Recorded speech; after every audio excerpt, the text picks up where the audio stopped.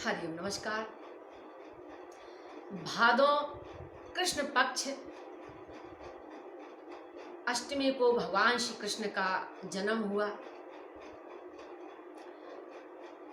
जब श्री कृष्ण भगवान ब्रज छोड़कर मथुरा में जब आ जाते हैं तो जब वो अकेले बैठते थे अपने कक्ष में तो सदा रोते ही रहते थे। एक बार उद्धव जी आते हैं और कहते हैं, कृष्ण तुमको जब हम देखते हैं अकेले में बैठे बैठे अपने कक्ष में रोते ही रहते हो, ऐसी कौन सी बात तुम्हारे हृदय में घर कर गई है कि तुम सतत रोते ही रहते हो। तुम रोते हो, तुम्हारे माता पिता रोते हैं, कम से कम इतना तो ध्यान रखा करो कि अपने माता पिता को तो न रुलाओ। ऐसा नहीं है कि भक्त ही भगवान के लिए सदा रोए, भगवान भी भक्त के लिए रोते हैं। तो कृष्ण कहते हैं, उद्धव ऐसा करो, मैं माता पिता को दुख देना नहीं चाहता, मैं रुलाना नहीं उनको चाहता, लेकिन उनसे हमारी एक प्रार्थना कर देना। एक विनय है कि जब वो मुझे भोजन के लिए कहें और तब उनसे कह देना कि हमारी थाली में माखन मिश्री और गोरस ना रखें। जब वो गोरस माखन मिश्री रखती हैं माता देवकी तो मुझे मैया यशोदा की याद आती है। बस इतने विनय कर देना।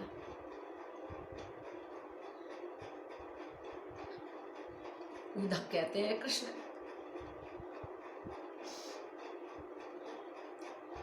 तुम सक्षम हो, तुम्हारे पास हाथी हैं, घोड़े हैं, रथ है, तुम यहाँ के राजा हो और राजा को तो सब अधिकार रहता है।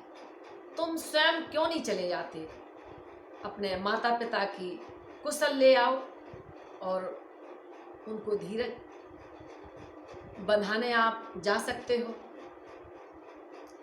तब कृष्ण कहते हैं, उद्धव तुम ही चले जाओ। उद्धव उन गोपियों से मिलना, राधा जी से मिलना, माँ यशोदा से मिलना, वो गोपियां हमारी बंसी की एक धुन पर घर के सारे काम काज छोड़कर दौड़ी दौड़ी चली आती थी। उद्धव वो याद मुझे भुलाए नहीं भूलती है। जब माता यशोदा माखन रखती हैं और वो माँ यशोदा का ओखली से बांधना भी मुझे भुलाए नहीं भूलता है। उद्धव तुम ही चले जाओ। उद्धव कहते हैं, ठीक है, हम ही चले जाते हैं, उनकी कुशल ले आते हैं। उद्धव मथुरा जाते हैं।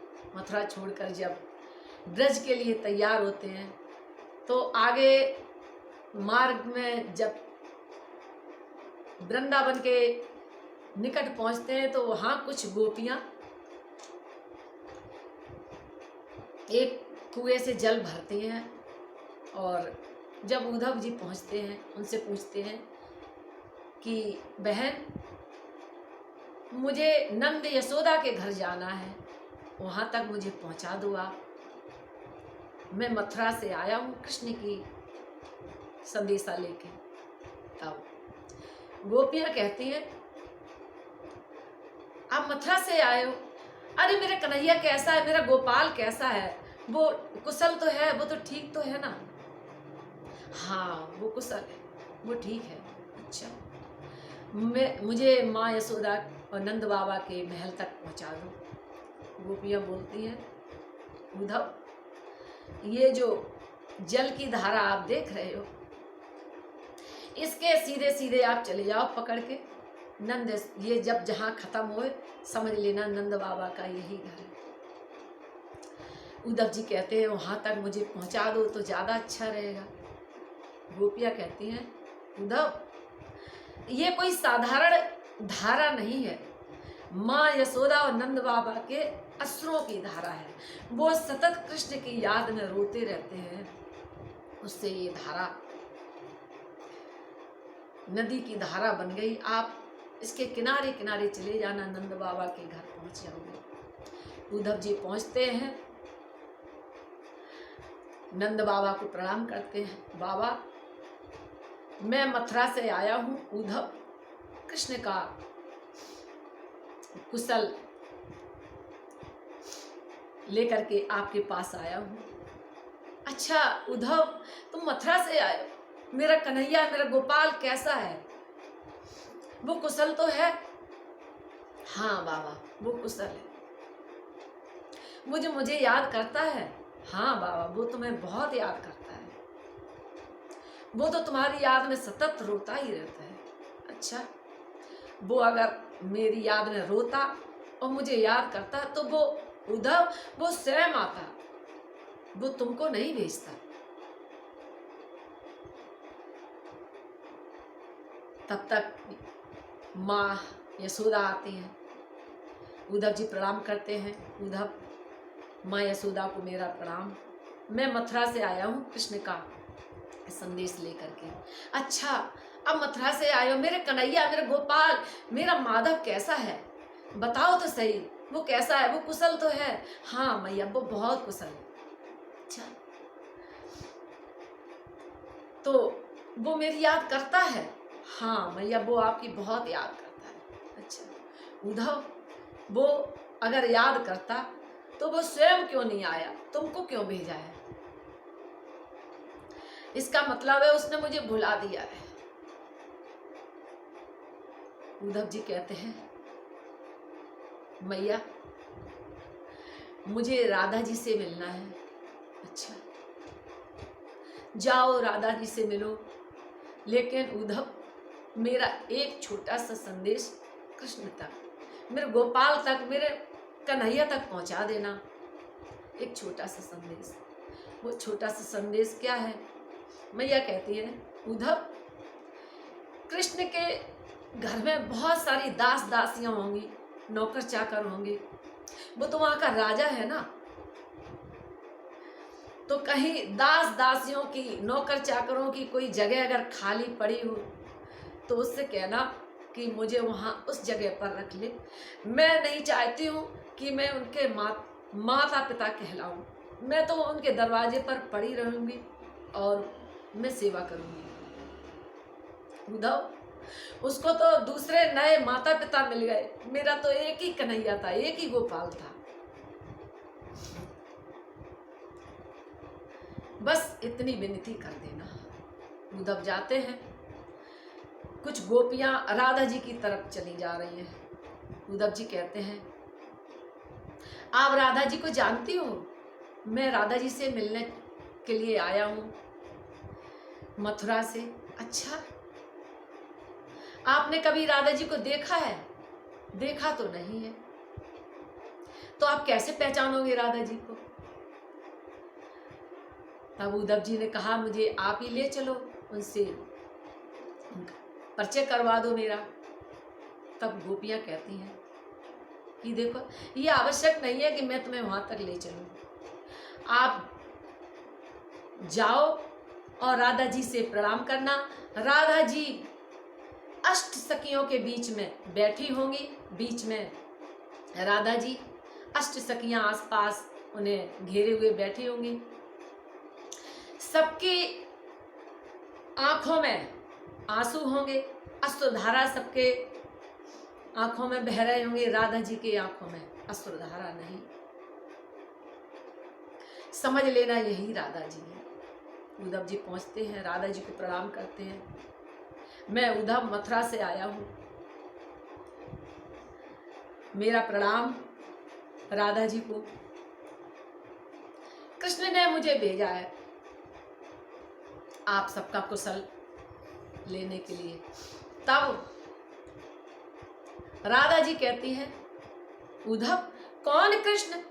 मैं तो किसी कृष्ण को नहीं जानती हूँ। अरे आप कृष्ण को नहीं जानती हो? नहीं। अरे वो नंद नंदन यशोदा नंदन। अच्छा, वो नंद नंदन यशोदा नंदन नहीं था। वो तो कृष्ण, उसी का नाम तो कृष्ण है। कि तब राधा जी कहती वो कृष्ण नहीं था, वो नंद नंदन यशोदा नंदन था। पहले तो मुझे पता था कि उसने अपने माता पिता का दिया हुआ नाम भुला दिया, वहां जाकर के कृष्ण नाम रख लिया है। आज पता चला है कि उसने अपने माता पिता को भी भुला दिया।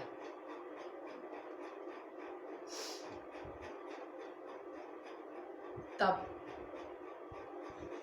उद्धव जी गोपियों से मिलते हैं, राधा जी से मिलते हैं और काफी दिनों तक ब्रज में गुजारते हैं। और जो ज्ञान का पर्दा था,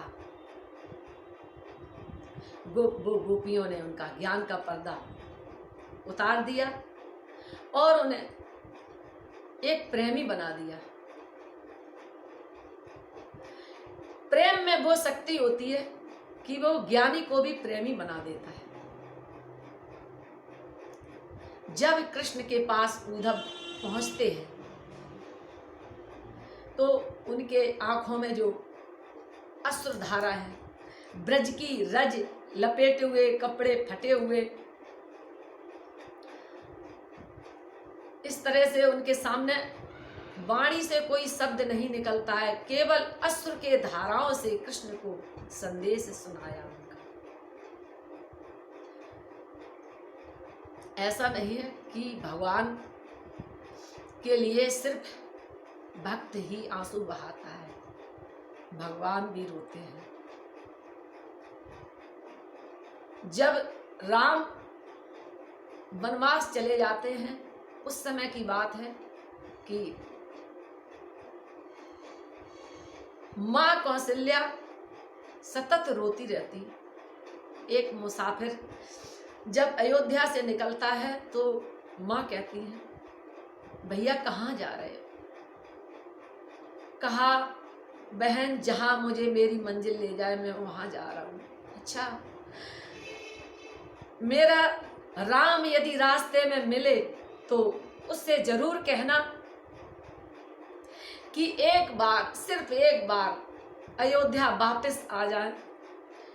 उसके बाद उनसे अगर वो जाना चाहे तो जा सकते हैं, लेकिन बस एक बार, एक जननी ही क्यों कहती है कि एक बार राम वापस आ जाए।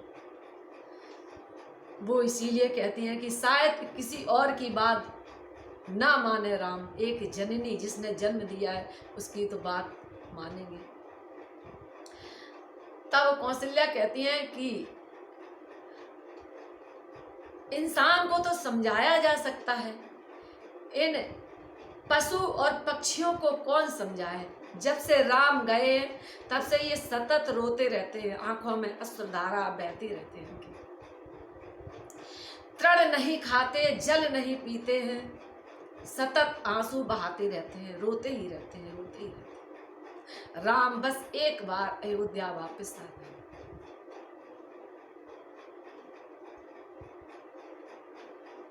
नमस्कार, धन्यवाद।